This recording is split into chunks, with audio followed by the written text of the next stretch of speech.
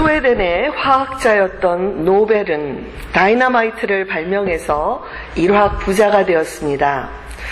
어느 날 신문사의 실수로 자기 동생 대신 자기가 죽었다는 그 부고의 기사가 실린 것을 보게 되었습니다. 그 부고에는 이 노벨이 발명한 다이너마이트로 인해 인류에 앞으로 큰 해악을 끼치게 되었다는 충격적인 내용이었습니다. 원래 평화주의자였고 인도주의자였던 그는 깊이 뉘우치고 생의 마지막에 세계 평화를 위한 결단의 삶을 살 거를 그렇게 마음을 먹게 됩니다. 그래서 전 재산을 사회에 기부하고 인류의 발전과 그리고 세계 평화에 기여한 자들에게 노벨상을 수여하도록 함으로써 사람들이 자기의 이름을 떠올릴 때마다 인류 평화에 기여한 사람으로 기억되기를 바랬습니다. 우리 옛말에도 호랑이는 죽어서 가죽을 남기고 사람은 죽어서 이름을 남긴다라는 말이 있습니다. 호랑이가 죽은 후에 그 귀한 가죽을 남기듯이 사람도 생전에 보람 있는 일을 많이 하면 죽은 후에도 그 이름을 인정받게 된다는 것입니다. 이처럼 사람은 누구나가 자기가 죽은 후에도 자기의 이름이 오래 기억되기를 원하기 때문에 생전에 많은 노력을 하면서 살아가는지도 모릅니다.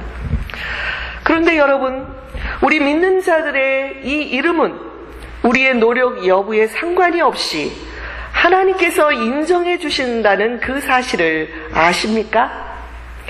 저는 우리가 이 세상에서 끝까지 인내하면서 믿음 생활을 해야 할 이유가 여기에 있다고 생각합니다. 살아서뿐만이 아니라 죽은 후에까지에도 우리의 이름이 하나님을 믿는 자들의 족보에 기록이 된다는 것보다 더 영광스러운 일이 어디에 있겠습니까? 소위 믿음장이라고 불리우는 히브리서 11장에는 하나님께서 인정하신 믿음의 사람들의 이름이 열거되어 있습니다.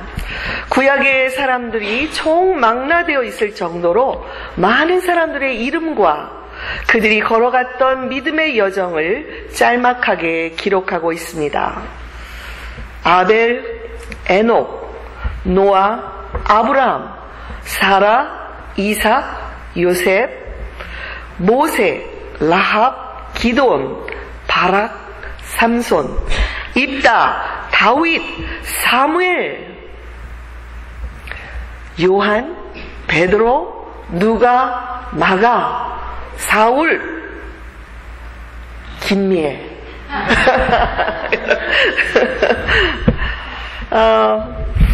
이 책에 기록할 여백이 없고 다 기록할 수가 없기 때문에 다 기록하지 못했을 뿐, 놀라운 사실은 저와 여러분의 이름도 이 믿음의 대열에 기록이 될 것이라는 것입니다. 여러분 놀랍지 않습니까? 아멘. 만일 여러분 가운데 내가 행한 일도 없는데 어떻게 그런 위대한 분들의 그 이름에, 그 기록에 제 이름이 올라갈 수가 있을까요? 라고 생각하는 분이 계시다면 다시 한번 자신의 믿음을 돌아봐야 합니다. 왜냐하면 믿음은 하나님의 은혜로 주시는 것이요, 우리의 행위에 의해서 얻는 것이 아니기 때문입니다. 그러나 열심히 주님을 위해 일한 사람들에게는 하나님께서 주신 특별한 보너스는 있을 것이라고 생각합니다. 오늘 본문에 나와 있는 믿음의 선진들의 이름과 그들의 삶은 우리에게 믿음이 어떤 것인가라는 것을 가르쳐 줍니다. 오늘 함께 말씀을 통해서 우리 자신의 믿음을 점검하고 또한 우리도 그 믿음의 대열에 서 있다는 확신을 갖게 되기를 바랍니다. 먼저 1절에서 믿음은 바라는 것들의 실상이요 보지 못하는 것들의 증거라는 대명제로 이 말씀을 시작하고 있습니다. 먼저 믿음은 바라는 것들의 실상이라고 했습니다. 여기 실상이라는 이 단어는 헬라어 휘포스타시스라는 단어가 쓰였습니다. 그 뜻은 아래로부터 받쳐준다 라는 의미입니다.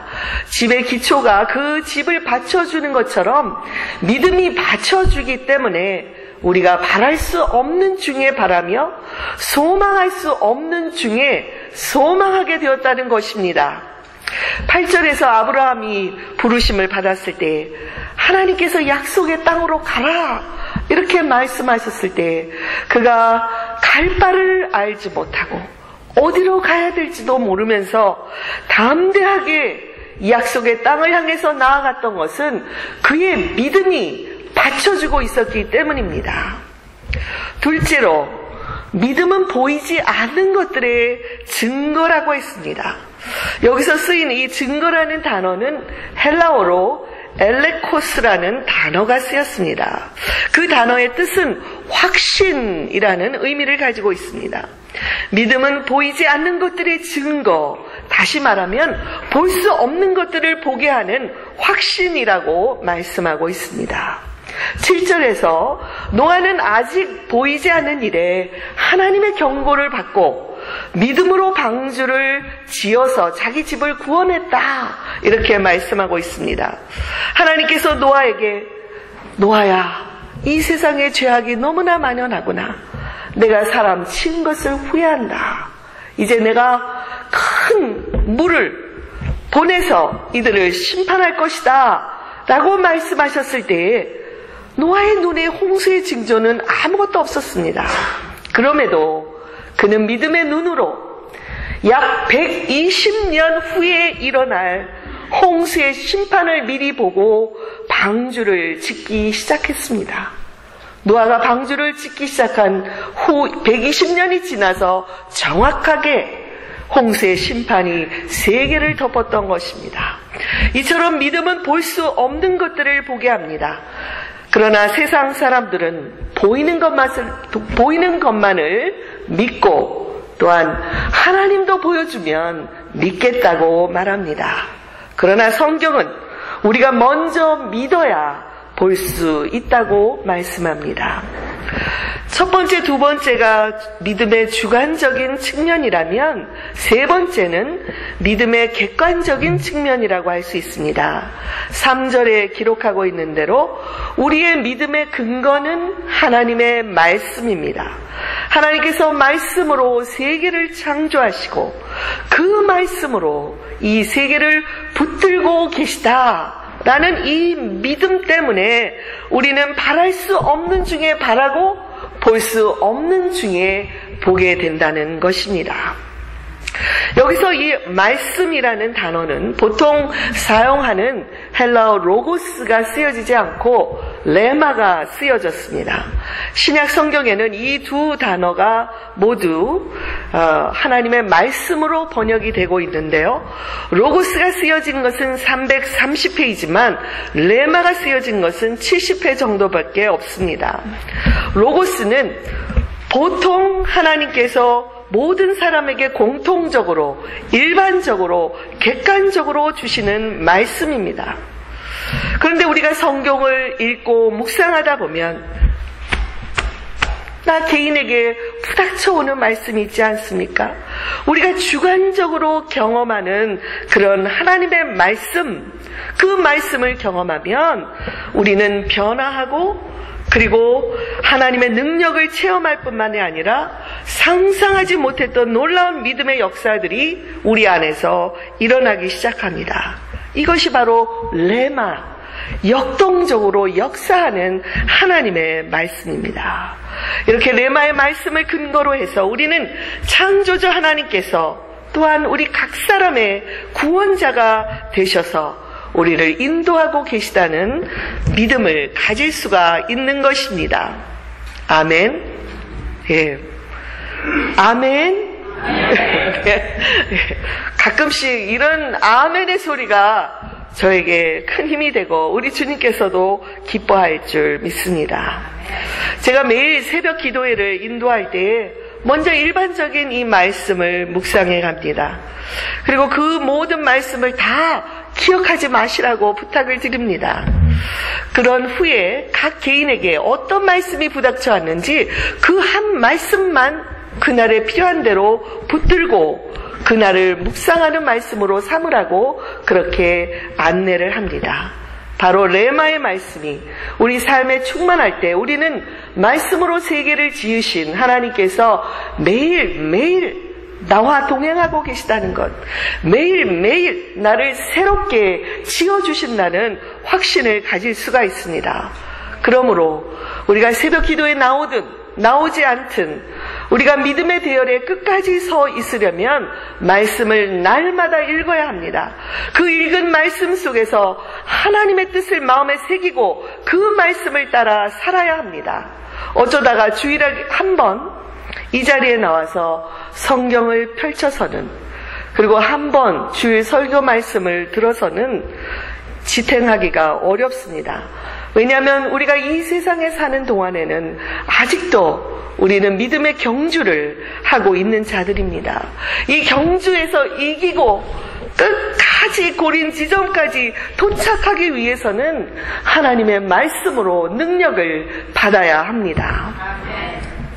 그렇다고 오늘 제가 읽은 이 히브리서 11장의 말씀대로 이 믿음의 사람들처럼 여러분도 살아야 된다고 그렇게 강권하는 것이 아닙니다.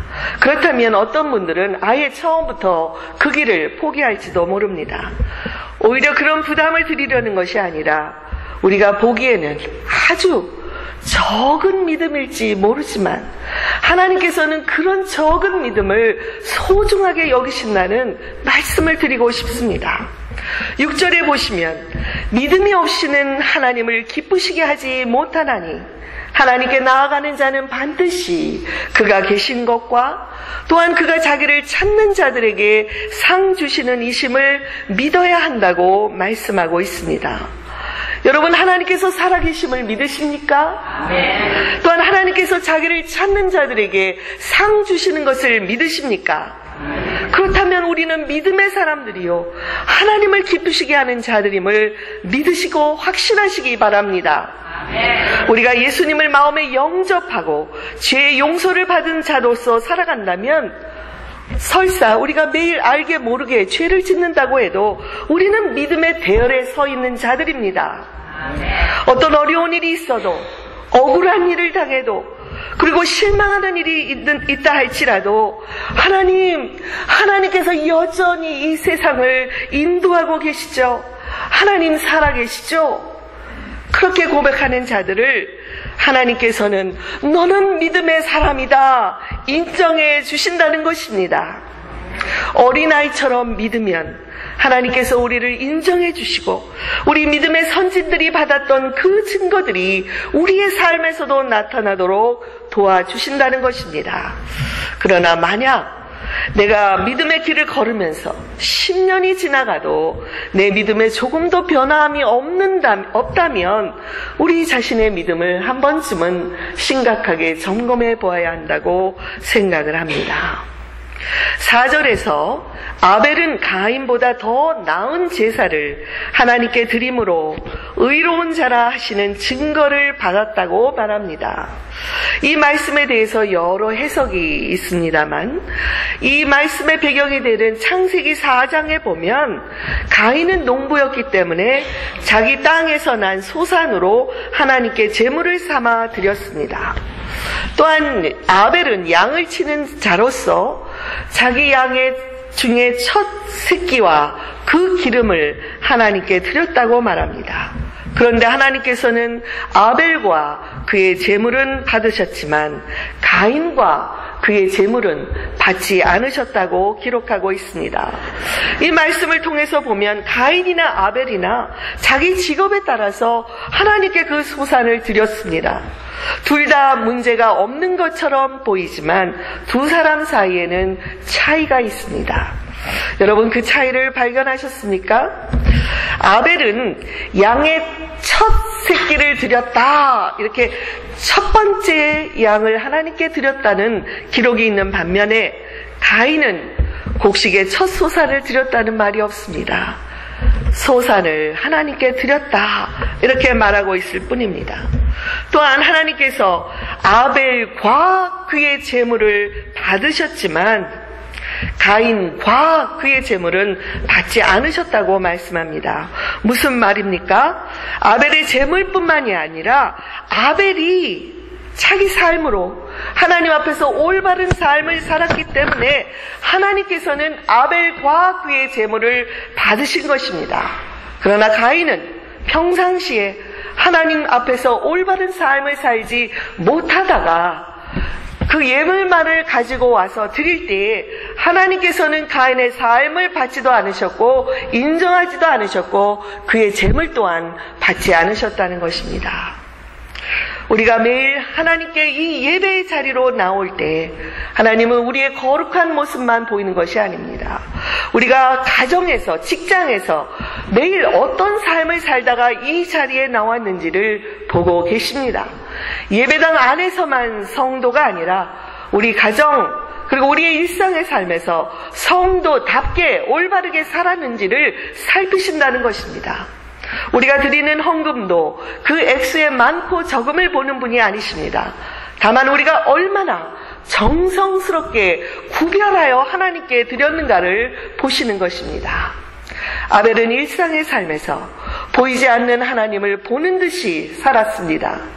아벨이 걸었던 그 믿음의 길을 걷는 우리들도 아무도 보지 않지, 아무도 듣지 않지 하는 그때라도 하나님께서 보시고 하나님께서 듣고 계시다는 것을 기억하고 매일 올바른 삶을 살아가시기를 바랍니다. 아멘. 사랑하는 교우 여러분, 우리가 하나님께서 살아계심을 믿고 하나님을 찾고 있으면 하나님께서는 우리에게 상을 예비하고 기다리신다고 말씀하셨습니다. 과연 우리는 어디서 하나님을 찾고 있습니까? 하나님은 이 예배당 안에만 계십니까? 아닙니다. 다시 강조하지만 우리의 일상의 삶에서 하나님을 찾는 삶이 더 중요한 것입니다. 하나님은 우리가 매일 다니는 그 거리, 우리가 매일 일하는 그 직장, 그 사업체, 그리고 우리가 만나는 사람들 가운데 계십니다. 그 하나님을 찾으시기 바랍니다. 아멘. 이민 생활을 하면서 많이 지치고 힘들지만 하나님 어디에 계십니까? 하나님, 제가 힘들어하는 것을 아시지요. 저의 이 답답한 마음을 하나님은 아시지요. 그러면서 그 하나님을 찾는 자들을 기뻐하십니다. 많은 석서학자들이 성경의 이 고대 사본을 연구하면서 보니까 예수님께서 사용하신 단어들은 높은 학문이 있는 대학이나 이런 곳에서 쓰는 단어가 아니라는 것을 발견을 했습니다. 예수님은 시장통 거리에서 극히 서민적인 사람들이 사용하던 그 단어들을 사용하고 계셨다는 것을 발견했습니다. 예수님의 말씀은 높은 학문적인 지식이 필요한 것이 아닙니다. 어려운 교리를 모른다고 해서 위축될 필요가 없습니다. 어린아이들도 쉽게 이해할 수 있는 언어와 비유들을 사용하셔서 예수님은 그만큼 가난하고 억압당하고 힘없는 백성들 속을 걸어 다니시며 말씀을 가르치시고 사랑을 베풀어 주셨습니다. 매일 삶의 현장에서 지치고 고된 삶을 살다가 이 예배의 자리로 나온 모든 성도들에게 우리 교회들은 우리 예수님처럼 그들에게 쉼과 안식의 처소가 되어 주어야 합니다. 우리 교회도 예배를 드릴 때마다 상한 심령이 위로받고 회복되는 것, 말씀과 찬양과 기도를 통해 주님을 만나고 레마의 말씀에서 경험하는 것, 주님처럼 살지 못한 자신의 삶을 스스로 회개하는 것, 다시 예배를 마치고 돌아갈 때에는 내가 새로운 삶을 살아야지, 내가 좀 더 힘차게 살아야지, 이런 믿음의 결단을 하는 것, 이런 역동적인 예배의 감격을 누림으로 하나님께서 우리를 보시고 너희는 믿음의 사람들이다 라고 증거해 주신다는 것입니다. 그러므로 우리의 아무리 적은 믿음이라도 감사하며 그 믿음의 대열에 서서 하나님을 향해서 나아가십시다. 또한 이 대열에 아직 오르지 못한 주변의 사람들을 초청해서 함께 믿음의 행진을 하게 되기를 바랍니다. 저는 지난주에 한국의 분당 우리 교회 이찬수 목사님의 미국에서의 집회에 관한 기사를 읽었습니다. 11년 전에 분당에서 교회를 개척해서 지금은 출석교인 2만이 넘는 대형 교회로 성장시켰는데, 그분은 교회를 10년 내에 내가 3분의 1로 줄이겠다고 대형 교회로의 포기를 선언하셨습니다. 그리고 교회의 건물을 팔아서 사회에 환원하겠다고 해서 사회의 주목을 받고 있는 분입니다. 한때 이민 목회 경험을 하신 분이었기 때문에 그곳에 오셔서 이민교회의 안타까운 현실에 대해서 간절히 말씀을 전하셨습니다. 툭하면 싸우고 갈라지고 법정까지 가는 교회들, 입으로는 이웃사랑을 달고 살면서도 만나기만 하면 상처 주고 시기 질투하는 장로님, 권사님, 집사님들, 멀리 아프리카나 북한을 향해서는 눈물로 부르짖고 기도하면서도 정작 가까운 이웃이나 자기 가정은 나 몰라라 팽개치고 있다고 우리 기독교인들의 이중성을 질타하셨습니다. 여러분, 우리 교회도 하나의 이민교회로서 이 목사님의 쓴소리를 기분 나빠할 것이 아니라 우리 자신과 교회를 점검하는 기회로 삼았으면 합니다. 저는 앞으로 우리 교회가 큰 교회가 되려고 하기보다는 우리 교회만의 특성과 우리가 잘할 수 있는 것들을 통해서 교회가 성숙하게 되어지기를 바랍니다. 그래서 무엇보다 온 교우들이 한 마음으로 사랑하고 서로 감싸 안고 서로 이해하며 서로 품어주는 사랑의 공동체가 되기 위해서 노력할 것입니다. 우리는 한 가족입니다. 우리는 하나입니다. 하나 된 자들의 서로 다른 생각, 다른 의도, 다른 마음이 품고 있다면 우리 교회가 어떻게 되겠습니까? 우리가 함께 성마가 연합 감리교회를 허락하신 하나님께 감사를 드리며 한번 죽도록 교회를 사랑해 보시지 않겠습니까? 열심히 후회 없도록 사랑하지 않겠습니까? 누군가 이렇게 말했습니다. 우리가 천국에 가면 오직 이 땅에서 사랑했던 시간들만이 주님께서 인정하시는 시간이라고 말했습니다. 주님은 우리에게 이 세상에서 얼마나 교회를 성장시키시고 부흥시켰느냐고 물으시기보다는 얼마나 사랑하며 얼마나 섬기다가 왔느냐를 물으실 것입니다. 저 또한 사랑의 동기가 아니면 그 어떤 부정적인 말도 입 밖에 내지 않고 다른 사람들에게 상처를 주지 않고 어떤 사람들이 교회를 찾아와도 감싸 안아주고 그런 교회에서 목사로 열심히 목회하다가 왔다고 주님께 말씀드리기를 소원합니다. 어느 교우분이 제게 말씀하시기를, 목사님, 우리는 이민자들로 매일 열심히 일하지 않으면 살기 어렵습니다. 그래서 목사님께서도 우리가 얼마나 피곤한지를 알아주셨으면 합니다. 가급적 많은 일을 버리지 마시고 교회에 와서 뜨겁게 예배를 드리고 한 주 동안 말씀으로 살아갈 수 있으면 그것만 족하겠습니다.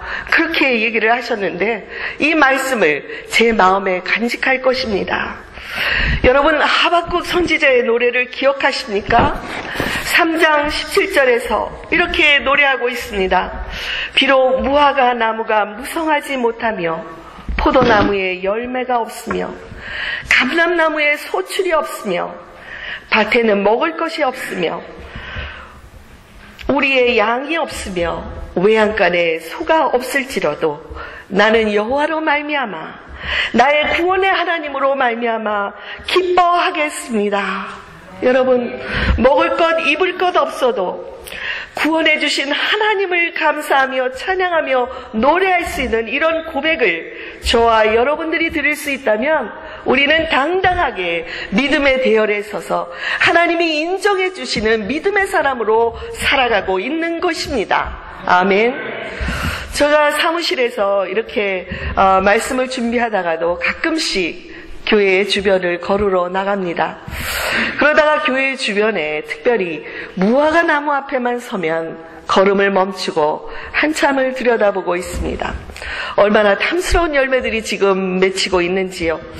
우리 교우들의 삶 속에서도 이 무화과 나무들처럼 열매들이 주렁주렁 달리면 좋겠습니다. 이런 기도를 하나님 앞에 올려드립니다.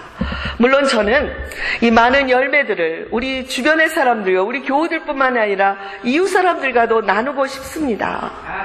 그러나 여러분, 열매가 맺지 않는다 해도 저는 이 무화과 나무를 바라보기만 해도 심히 좋을 것 같습니다. 왜냐하면 이 나무가 여기 있다는 그 사실, 이 나무가 내 앞에 있다는 이 자체가 기쁘고 감사하기 때문입니다. 하나님께서도 우리들을 이렇게 바라보실 것 같습니다. 우리가 많은 일을 해서 하나님께 영광을 돌리는 것도 기뻐하실 때지만 큰 일을 못한다 할지라도 우리가 하나님의 자녀라는 것, 그 한 가지만으로도 이미 내가 나에게 영광을 돌리고 있다고 바라보시고 기뻐하실 것 같습니다. 그러므로 하나님께 예배드리기 위해서 이 자리에 나와 있는 여러분, 우리는 충분히 히브리서 11장 믿음의 선진들의 대열에 낄 자격이 있습니다. 우리 스스로도 우리 믿음을 격려해 주시고, 그래서 우리가 조금만 더 노력하여 앞으로 우리의 일상의 삶에서 보이지 않는 하나님을 보는 것처럼 살아가는 것이 저와 여러분의 간절한 소원이 되기를 바랍니다. 아벨, 에녹, 노아, 아브라함, 모세, 다윗의 뒤를 이어 이승경, 이영수, 김명숙, 김종균, 김부익, 남상용, 박감혜, 윤성호. 그 이상 하면 안 되겠죠? 제가 다 하지 않으면 안 되겠습니다. 죄송합니다. 목사님이시기 때문에 그 앞에서 제가 끊을 수 있었습니다만 그 이름들이 하나님의 책에 기록되어 있다는 것을 믿고 끝까지 승리하는 삶을 살게 되기를 주님의 이름으로 축원드립니다. 아멘. 기도하시겠습니다.